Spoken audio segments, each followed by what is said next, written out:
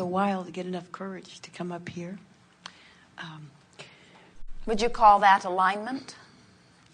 Call it good. Would you call it resolve? Would you call it decision? When you say, it took me a while to get enough courage, what do you mean? I finally decided that I wanted to do this more than I didn't want to do it. Right. Sort of a little bang there. Well, somewhere in my lifetime, I heard this expression that when you ask a question, the answer is really in the question. So a lot of times I just listen to other people's questions and the answers come. But well, if you didn't have the ability to know the answer, you couldn't ask the question. And the art is in the question.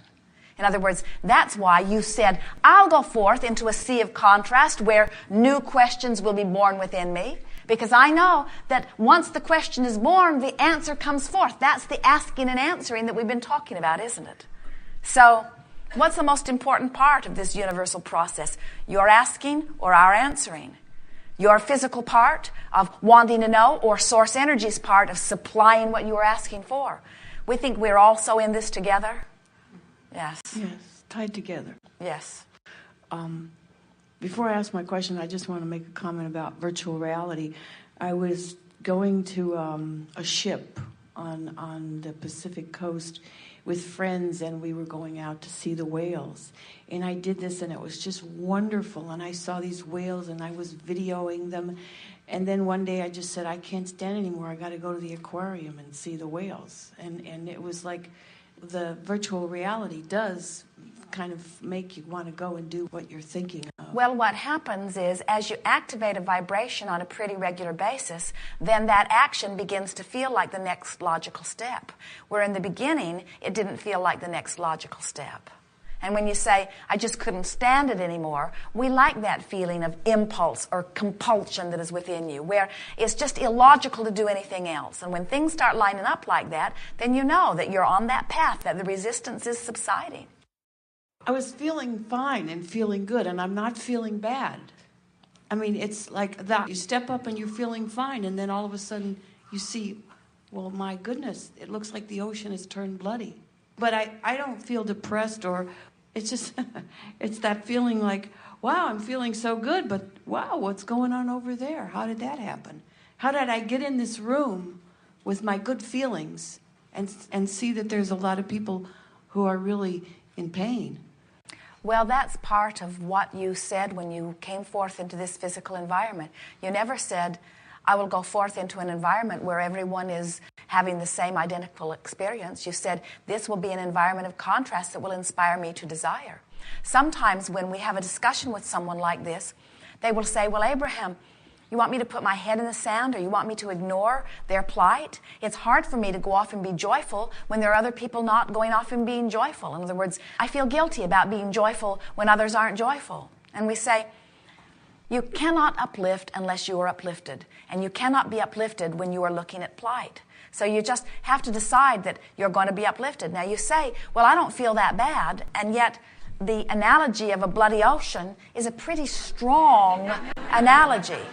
What you're saying is, I personally am not doing that badly, and I personally am not worried so much for me, but I'm worried on behalf of others. And we say, worry is worry, and your cork isn't floating. You're not in a place of truly allowing, and you're not helping your cause when you feel like that. And so then you say, oh, well, but it feels wrong for me to ignore it altogether. It seems like I ought to be doing something. And we say, we're not asking you to ignore it. We're asking you to find thoughts about it that feel better. Like, economies bounce back. Like, this is not as big and bad as people are making it out to be. Like, we will each find our own way. Like, people have a lot of means of taking care. Like, we are a community that will take care of one another. Like, it doesn't have to unfold in exactly the way that we all thought that it might. There are many answers. There are many solutions to all of this. In other words, just keep reaching for the thought that feels less resistant to you, and you will be among those who help find solutions. There are people scrambling for solutions. There are people in positions that have the ability to find solutions.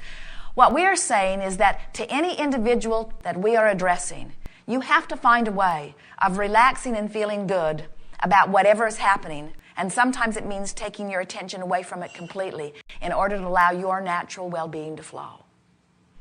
Well-being is an individual thing. It is allowed by you or it is not allowed by you, and the emotion that you feel is the indicator of it. There is no such thing as a global experience. There's just an experience of a lot of individuals that adds up to similar experiences, but they are individuals having the experience.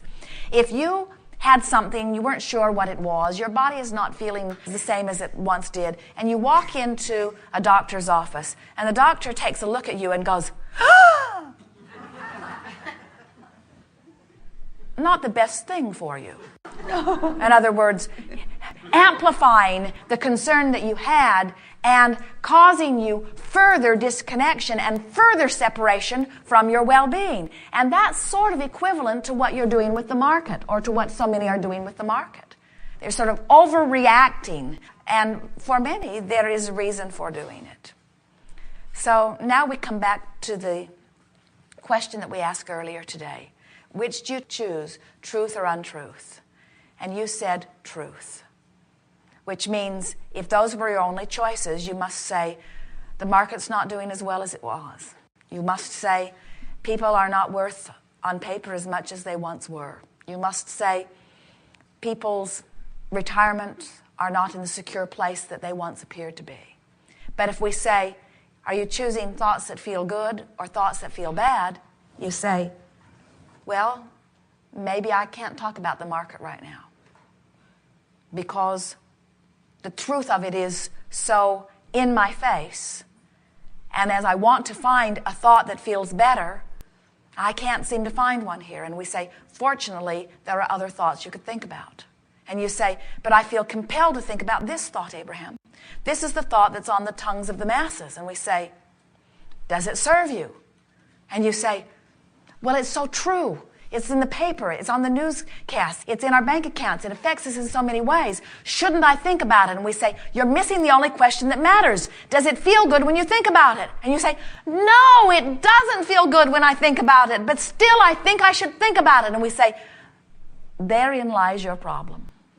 You keep thinking that you should think about things, whether they feel good or not, when every fiber of your non-physical being is trying to get you not to think about that which doesn't feel good. Your inner being is not joining you in those thoughts. That's why you feel so bad when you think them, you see.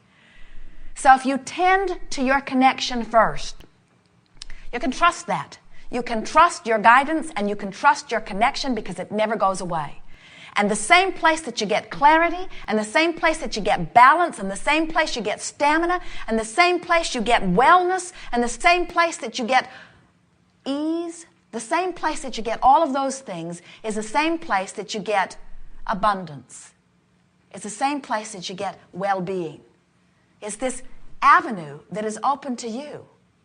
And when you don't close it off, you thrive. And when you do close it off, you don't. So what's happening in your market today is the best picture that we have ever seen of bad news traveling fast, pinching person after person after person after person after person. It's a mass pinching off. That's all it is. It's a mass pinching off. It's an orchestrated, globally offered advertisement that breeds vulnerability. And even in all of that, you thrive. So if we were standing in your physical shoes, we would begin saying, it's a non-issue. It's a non-issue. It doesn't feel good, therefore it is not essential to me. I focus only upon what feels good. And there will be plenty that will say, well, then you are foolish, because if you do not tend to your history, you are bound to repeat it. And then you say, I have found it to be exactly opposite. I found it to be that if we focus upon history and make it a part of our global consciousness, that we repeat it every single time, because law of attraction, which I do trust, says that it must be. You see. How did I attract it? I was minding my own business. And there it is. It pops up. It seems so big that I couldn't avoid it. Well, sometimes things come into your consciousness because the stove was just a little hot. And it didn't seem problematic. And you got so used to hanging around on it that you didn't realize how much it was heating up. and then you were more involved in it than you meant to be. But that's only because you were sloppy in your attention. In other words, you and everyone else, almost no one wants more than anything to feel good. Otherwise, you wouldn't go to horror movies. You wouldn't read the newspapers. In other words, if you really wanted to feel good, you wouldn't talk about your ex-husband. You wouldn't remember the insult. You wouldn't say, oh yeah, I remember her. She's the one that said I looked. In other words, you would not repeat insults if you really wanted to feel good. And so what happens is, this is where we began here today. This is why Esther thumps on whatever is next to her and says, I can damn well choose. Because it is irritating to her to discover that she, like you, has been choosing things and making them a big enough player in her vibration that they are affecting her without even knowing she's making the choice. And we're here to say the only way that you can circumvent that is by deciding that you're going to choose your thoughts by how they feel, not by how well advertised they are, not by how often offered they are, not by how many other people are living them. It's a really weird one of you who doesn't worry about old age and decline. It's a really weird one of you that doesn't have some big, extensive health care plan that is sure to take care of you with tubes up your nose until you slide into the disgusting decline of decrepit death. In other words, almost none of you are expecting to play it out in any sort of a healthy way. You've practiced the decline so many times.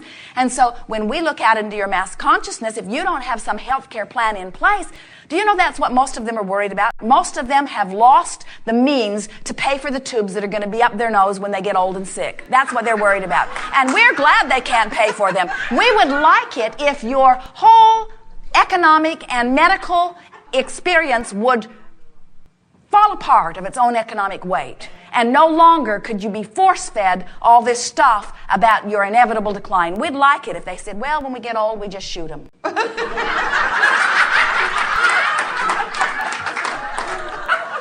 When they're so miserable that they don't want to live, we just take them out like the horse and shoot them. In other words, you'd all be so much better off because you've got this big thing. But you know why you have this big thing? Because there are so many who are benefiting by it. And so you just have to decide where you're going to play in that game. We think it's a really healthy one of you who can't afford to put yourself in one of those facilities. And we think it's a wonderful thing if your government gets so bogged down in bureaucracy that it doesn't have time to deal with you. Because we think you'd be a lot better off if you don't make those plans for yourself. You see? And so, we're just trying to stir things up here a little bit. We're just wanting you to realize that life is really supposed to be good. And it's supposed to feel good. And it's not going to feel good later if it doesn't feel good now. In other words, you can't worry your way into a happy retirement. It's not possible. You can't have an unhappy journey and expect a happy ending.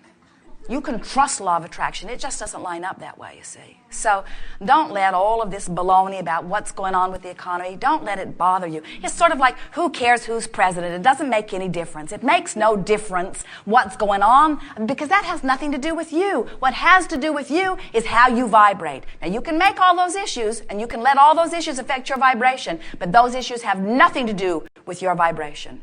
The only thing that has anything to do with your vibration is how important it is for you to feel good. And if it's not important enough for you to feel good, to hang up the telephone if somebody's giving you a hard time, or to turn off the television if it's making you upset, or to walk out of the room if somebody's haranguing about something that you don't want. In other words, how far should I go in my discomfort? And we say we'd get away as quick as we could. And that doesn't mean walk away forevermore. It means change the subject in your own mind until you have positioned yourself vibrationally different on the radar screen of life. And what begins to happen is a whole new world appears to you when you consistently practice a vibration that feels good to you while you practice it. This is a huge universe with potential of unbelievable joy, and why anyone would use this format as an environment in which to complain and suffer and worry is beyond us. In other words, it isn't what you planned at all. We really gave it to you on behalf of so many. No. If I see what I have to do, and even though I see that the sea is bloody, I just have to feel good. I just have to feel good and not dwell on it. You cannot feel good looking at a bloody sea. So we would encourage you to take yourself somewhere where the sea is not bloody. Right. Yes. Okay. Yes.